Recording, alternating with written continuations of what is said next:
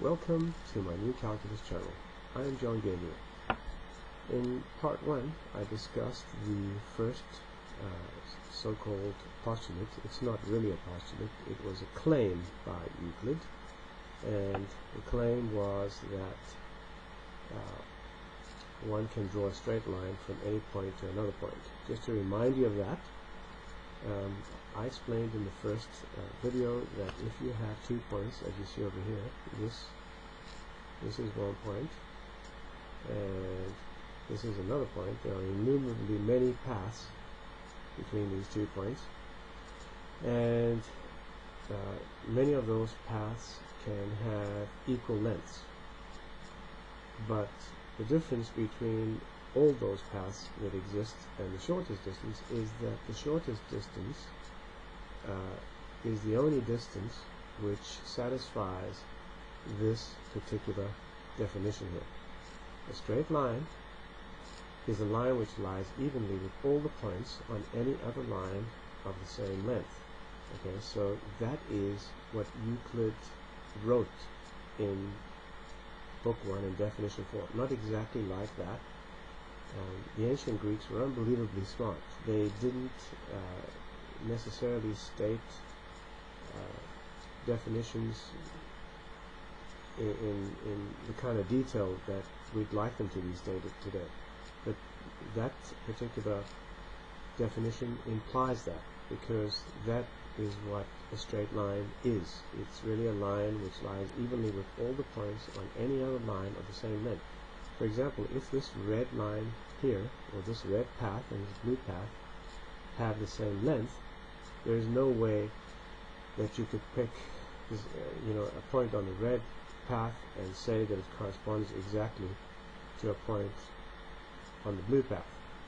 The only time you can do that is if you have a straight line, as you see here with a green line. Okay, so that's what we discussed in the previous video. Now let's look at the second claim, which states that a finite straight line can be produced continuously. So what does the original Greek say? The original Greek is written here on the left hand side, and it says και πεπερασμένην ευθείαν κατά το συνέχειας ευθείας εκβάλλειν.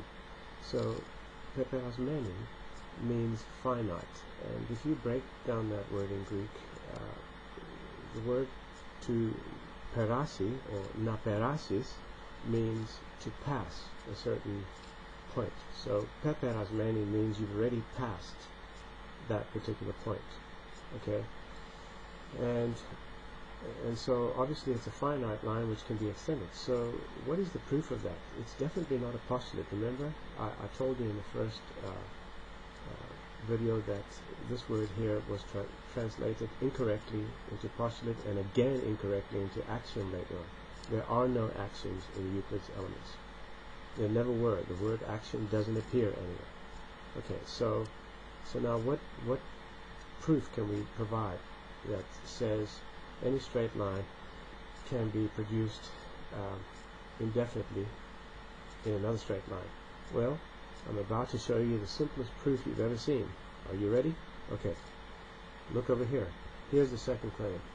It follows easily from the first. All we need to do is divide this green line into 2 parts of any length, right? So once we've divided into 2 parts of any length, let's say we divide it like that, there's a point over there, and since that is already a straight line, we know that that section there is also a straight line, and so the proof is complete. That's all I really wanted to show you in this particular video, and in the next one I will deal with claim 3 and expose more of the ignorance and stupidity of mainstream academics. This is the new calculus channel, and I'm John Gabriel. Join me again next time for another interesting video on the so-called postulates.